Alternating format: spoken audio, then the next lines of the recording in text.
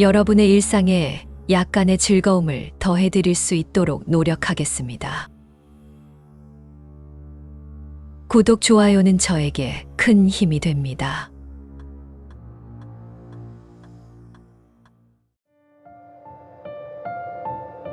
옛날 지리산의 깊숙한 숲속에는 수백 년 동안 함께 살아온 두 영물, 곰과 멧돼지가 살고 있었습니다. 곰은 그 멧돼지보다 나이가 많아 자연스럽게 그를 저동이라 부르며 동생처럼 아꼈고, 멧돼지는 곰을 웅형이라 부르며 존경의 마음을 표했습니다. 두 영물은 오랜 세월 동안 지리산의 푸르름을 함께 호흡하며 둘도 없는 친구가 되었습니다. 어느 날 둘은 평소와 다른 새로운 경험을 하고자 팔도를 돌아다니며 유람하기로 결심했습니다. 평화로운 산자락을 벗어나 진정한 모험을 찾아 떠난 그들의 여행은 새로움으로 가득 찼습니다. 산과 들, 강을 넘나들며 펼쳐진 자연의 아름다움에 마음껏 감탄하며 그들은 자유로운 영혼을 느낄 수 있었습니다. 소나무 숲을 지나고 꽃피는 들녘을 거닐며 물결이 잔잔한 강가에서 쉬었다 가는 동안 그들은 이 세상 모든 아름다움을 마음껏 즐겼습니다. 하지만 그들의 여정에 변화가 찾아왔습니다. 인간이 살고 있는 마을에 도착했을 때 그들은 마을 사람들의 환영을 기대했으나 현실은 그리 녹록지 않았습니다. 인간들은 그들의 진짜 모습을 보고 두려움에 질려 돌과 막대기를 들고 그들을 위협했습니다. 맹수다, 사람들은 소리치며 곰과 멧돼지를 내쫓았고 그들은 깊은 상처를 받았습니다. 실망한 두 친구는 숲으로 돌아가 서로를 위로하며 다시 한번 인간들의 세상에 어울릴 방법을 고민했습니다. 그들은 마법 같은 능력을 사용해 인간의 모습으로 변신했습니다. 곰은 키가 크고 건장한 중년의 사나이로, 멧돼지는 굳세고 듬직한 청년으로 변신했습니다. 그들은 인간의 옷을 입고 다시 마을로 향했습니다.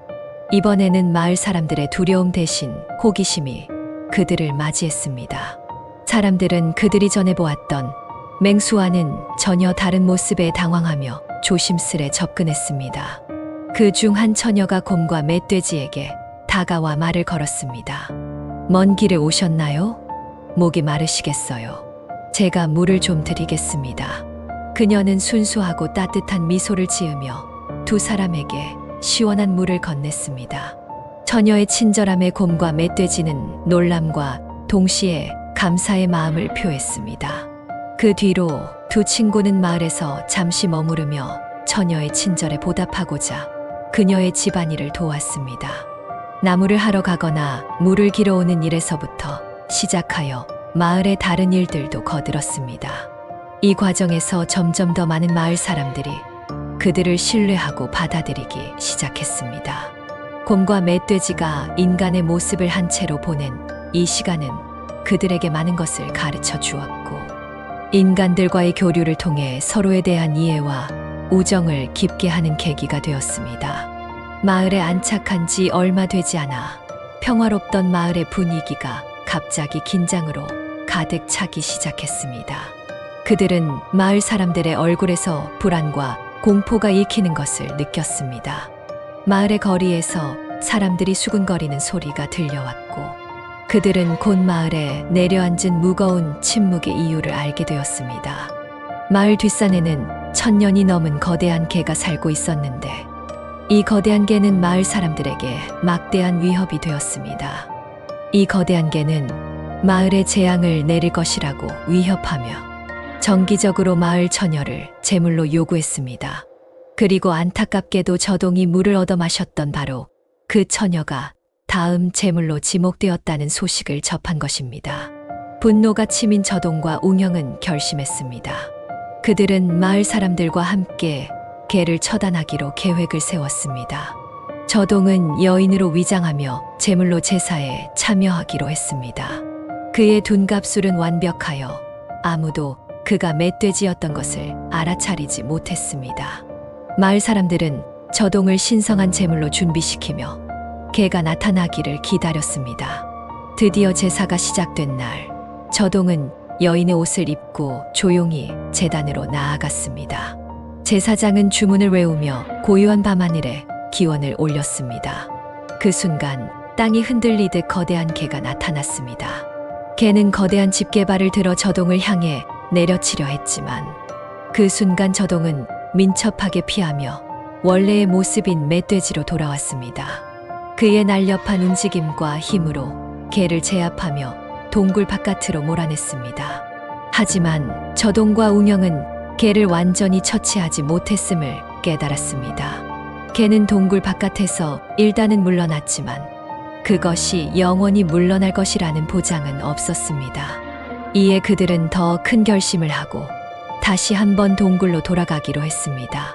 저동과 웅영은 치밀한 준비를 거듭한 끝에 동굴로 잠입했습니다. 저동과 웅영은 동굴 깊숙이 숨어 있는 개를 찾기 위해 거북이로 변신하는 둔갑술을 사용했습니다. 그들의 몸은 조금씩 변형되어 가며 이내 두터운 등껍질을 가진 거북이로 완벽하게 변모했습니다. 그들은 거북이의 모습으로 천천히 조심스럽게 동굴 안을 헤엄쳐 나갔습니다. 동굴은 어두컴컴하고 촉촉한 습기로 가득 차 있었으며 물속에서는 미끄러운 조류가 흐르고 있었습니다. 이 음침한 분위기 속에서 두 영물은 개의 은신처를 찾기 위해 끊임없이 탐색했습니다. 동굴의 물속은 어둠에 휩싸여 있었지만 저동과 웅영은 서로의 존재감만으로도 서로를 느낄 수 있었습니다. 그들은 어느새 개의 의원이라 주장하는 다른 거북이와 마주쳤습니다. 이 거북이는 자신의 친구인 개가 다친 상태로 숨어 있다고 설명했습니다. 저동과 웅영은 이 거북이와 함께 개의 은신처를 찾아 나섰고 드디어 그들은 한켠의 어두운 연못에서 죽어가는 개를 발견했습니다. 개는 그들이 다가오는 것을 느끼고 약해진 몸을 일으켜 저항하려 했으나 이미 지친 몸은 제대로 된 반항도 하지 못했습니다. 저동과 웅영은 순식간에 개를 붙잡아 끌고 나왔습니다.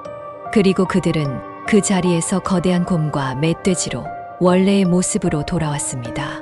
거북이로 변신했던 친구는 이 모습을 보고 화들짝 놀라 도망쳤습니다. 개는 마지막 저항을 시도했지만 곰과 멧돼지의 힘 앞에서는 속수무책이었습니다. 저동과 웅영은 개를 결국 처치하고 그 잔해를 마을 사람들에게 보여주었습니다. 마을 사람들은 개의 잔해를 보고 저동과 웅영이 영웅임을 깨닫고 그들에게 보답을 하고자 했습니다.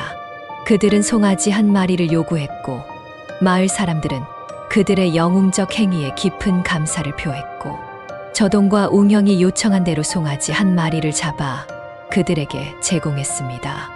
송아지를 마주한 저동과 웅영은 다시 인간의 눈을 피해 그들의 영물 형태로 돌아왔습니다. 그들은 능숙하게 송아지를 먹어치우며 힘을 회복했습니다. 이 모습을 목격한 마을 사람들은 놀라움과 경외감을 동시에 느꼈습니다. 배를 가득 채운 후 저동과 웅영은 다시 자유로운 영혼이 되어 팔도를 떠돌며 여행을 계속했습니다. 마을 사람들은 그들의 용감한 행동을 기리며 감사의 마음을 전하며 작별 인사를 고했습니다.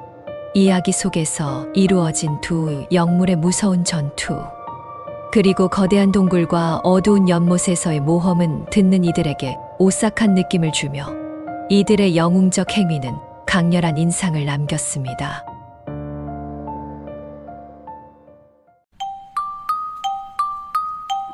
시청해 주셔서 감사합니다. 구독, 좋아요는 저에게 큰 힘이 됩니다.